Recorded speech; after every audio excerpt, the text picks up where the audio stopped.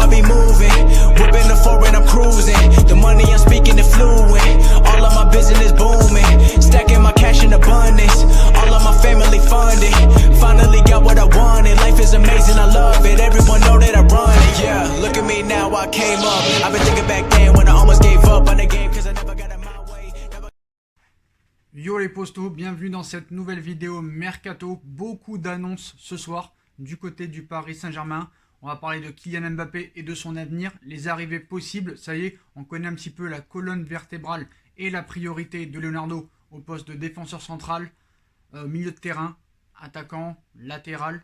Donc on va voir un petit peu où ça en est réellement et les pistes les plus chaudes à 2 semaines de la fin du Mercato. Donc je vous encourage à partager cette vidéo, à la liker un maximum pour me soutenir parce qu'il y a beaucoup d'infos très intéressantes et très précieuses. On commence avec l'issue imminente pour Serginho Dest afin de renforcer le côté droit de sa défense. Le Barça aurait coché le nom de Serginho Dest, mais le joueur de l'Ajax pourrait prendre la direction du Bayern de Munich.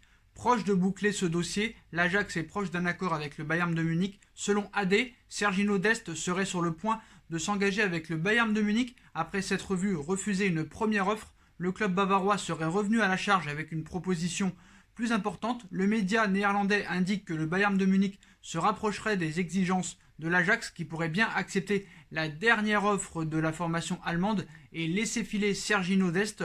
Ronald Koeman pourrait bien essuyer un nouvel échec. Donc Serginho Dest est en route pour le Bayern de Munich. On passe à Edinson Cavani. Le Real Madrid envisage de faire une offre au Matador.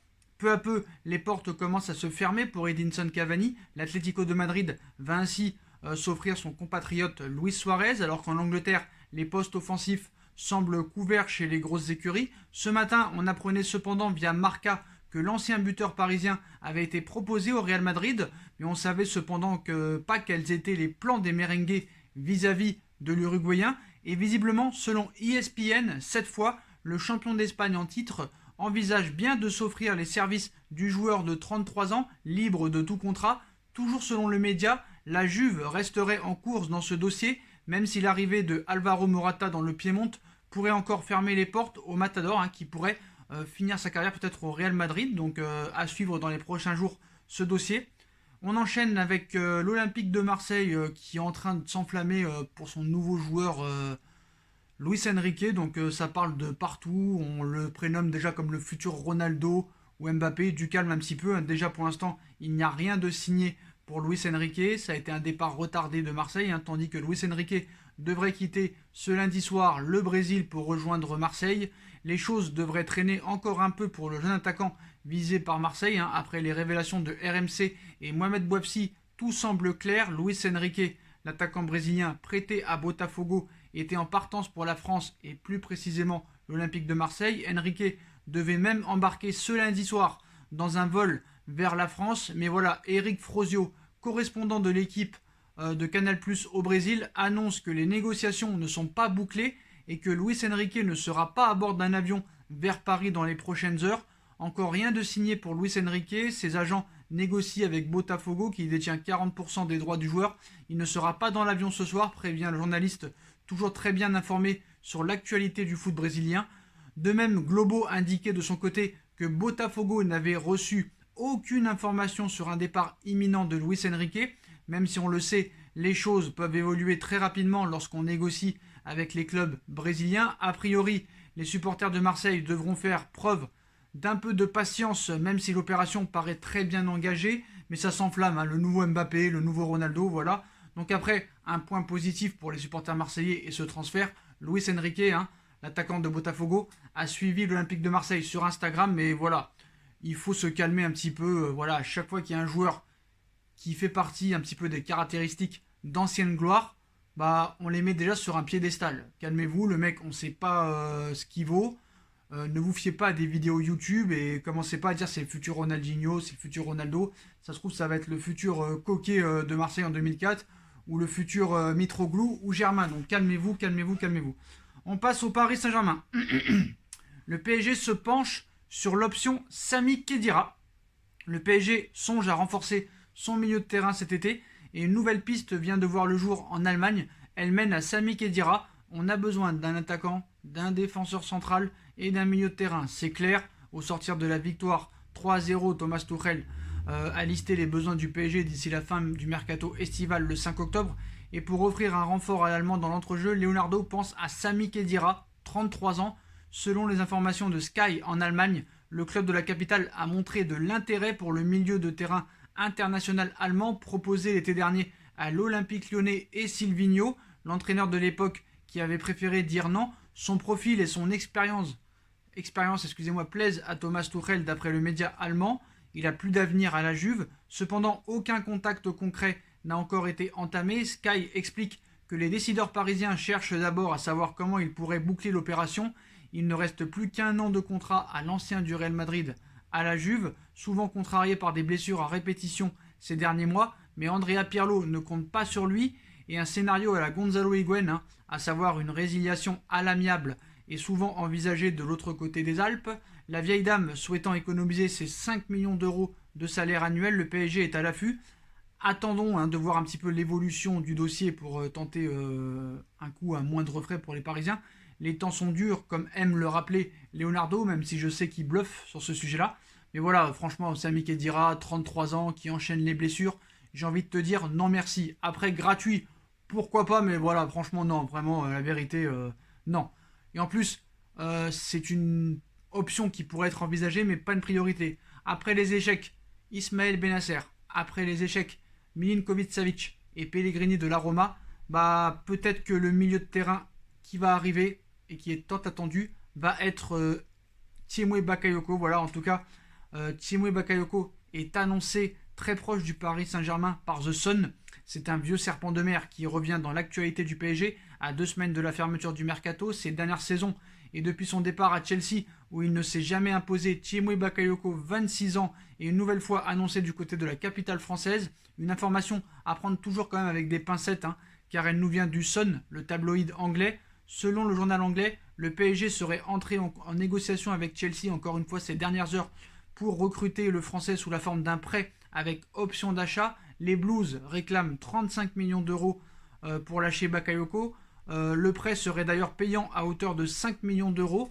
Une opération à 40 millions d'euros. Donc voilà, Bakayoko pourrait venir un an en prêt plus une option d'achat. Alors obligatoire ou pas, je ne sais pas, mais voilà.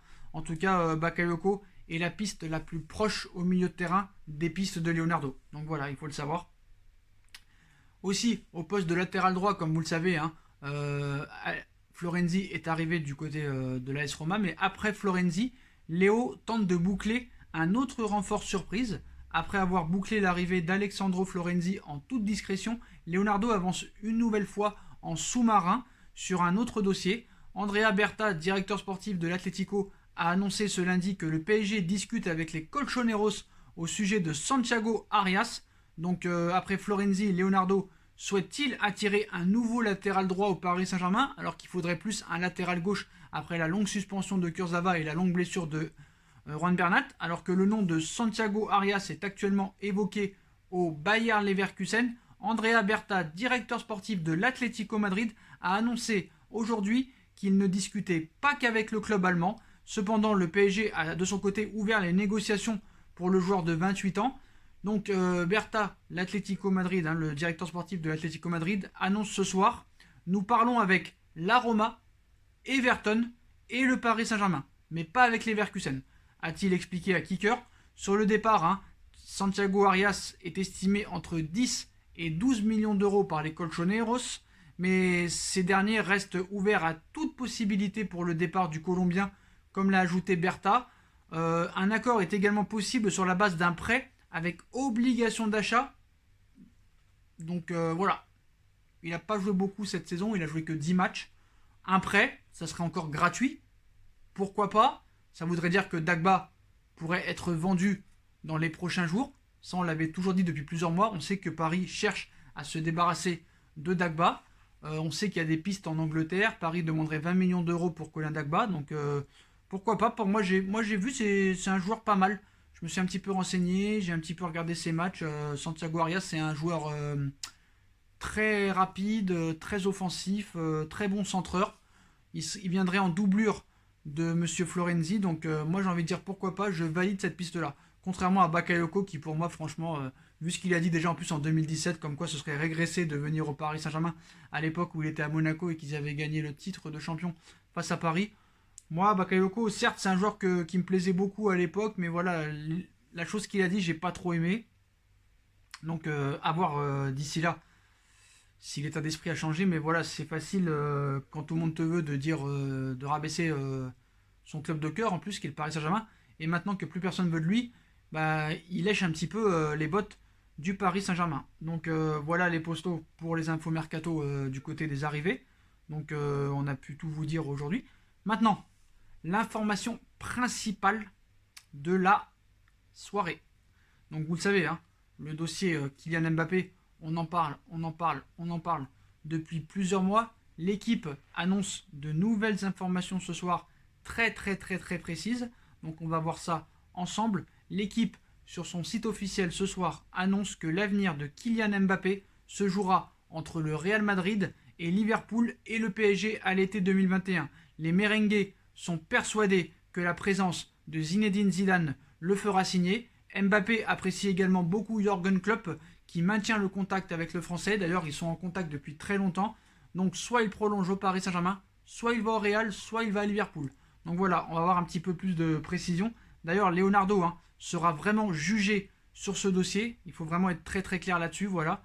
Et en plus de ce mercato qui doit finir dans 2 semaines, bah, il sera jugé sur la prolongation de Kylian Mbappé. Donc on verra vraiment ce qu'il en est. Comme je vous l'ai dit, d'après l'équipe, Mbappé déjà attend un petit peu de voir le projet que va leur vendre le Paris Saint-Germain.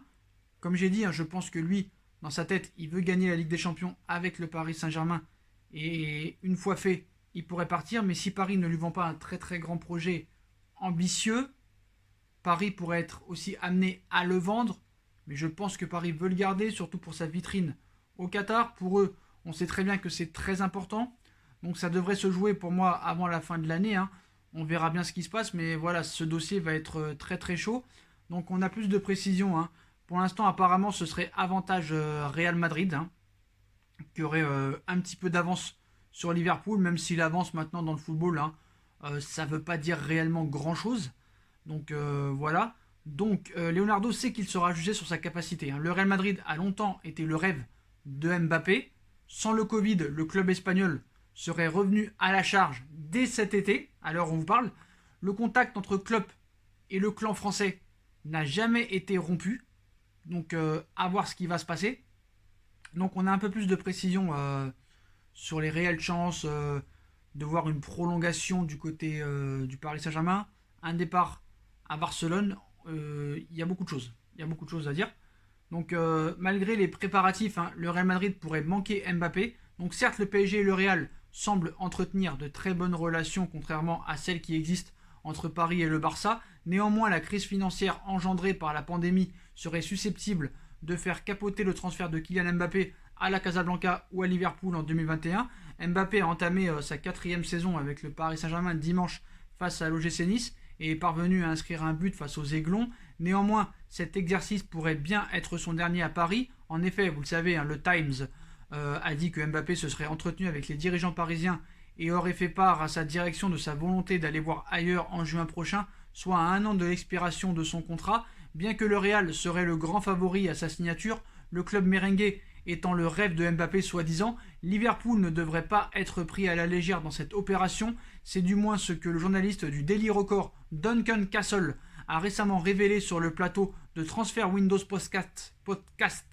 Castle a assuré que les Reds de Liverpool resteraient en embuscade et seraient prêts à saisir la moindre opportunité dans ce dossier, alors qu'à la fin de la saison, le départ de Sadio Mané ou de Mohamed Salah est escompté du côté du club de la Mersey. Donc objectif Mbappé 2021 pour le Real Madrid. Cet été, le Real a enregistré pas moins de 16 départs pour aucune nouvelle arrivée, mis à part le retour de prêt de Martin Odegaard évoluant jusqu'ici à la Real Sociedad.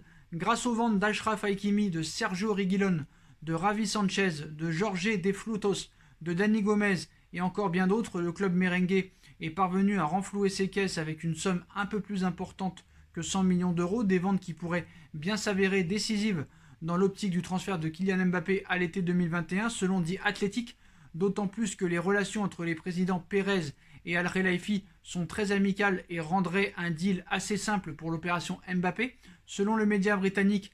Mais quand bien même le Real s'entendrait assez bien avec Paris, le transfert de Mbappé pourrait s'avérer très difficile, non pas à cause de la concurrence que Liverpool ou d'autres clubs pourraient imposer, mais pour des raisons purement financières.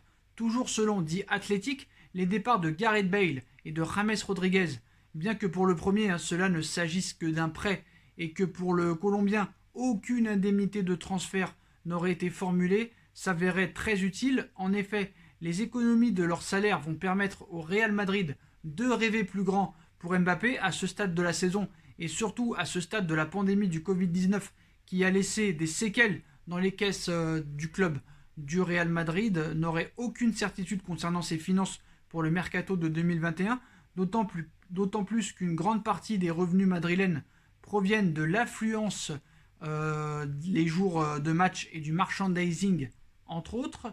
Donc la possibilité de voir Mbappé être la tête de gondole du projet merengue serait alléchante du côté du Real Madrid, mais en l'état, le club merengue n'a aucune garantie.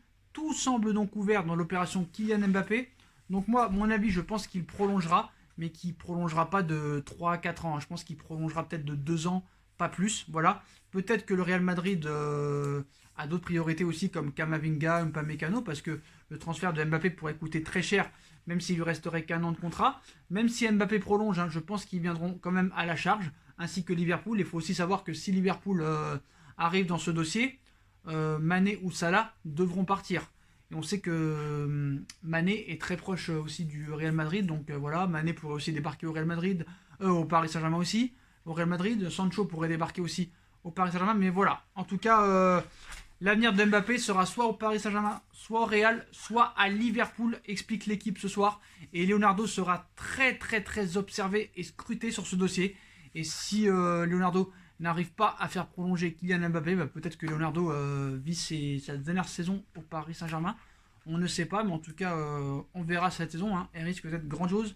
En tout cas, les postos, dites-moi en commentaire ce que vous en pensez. Je compte sur vous pour partager cette vidéo. Partagez au max les postos. Dites-moi en commentaire ce que vous en pensez. On bombarde la barre de like, on partage, on commente, on s'abonne, on active la petite cloche pour être tenu au courant des vidéos en direct qui vont sortir. On me rejoint sur mes différents réseaux sociaux pour être au courant 24h sur 24 des infos mercato, les plus petites comme les plus importantes. Vous avez toujours ma cagnotte PayPal qui est en lien en description si vous voulez me soutenir en me faisant un don pour m'améliorer dans mes vidéos, faire une formation de monteur ou payer quelqu'un pour m'aider à le faire ou changer quelque chose dans le décor, tout ça et tout, voilà, n'hésitez pas. Comme c'est la hesse en ce moment, voilà, la cagnotte PayPal est toujours en lien en description. Vous avez aussi Utip, vous avez aussi ma deuxième chaîne YouTube, No Feeling, qui est aussi en bas en lien en description. J'ai fait une vidéo hier, allez la voir et n'hésitez pas à vous abonner si ce n'est pas fait. Voilà les postos, je vous souhaite à tous une bonne continuation, une bonne fin de soirée, une bonne nuit et à très très vite pour une nouvelle vidéo les postos. Tchuss.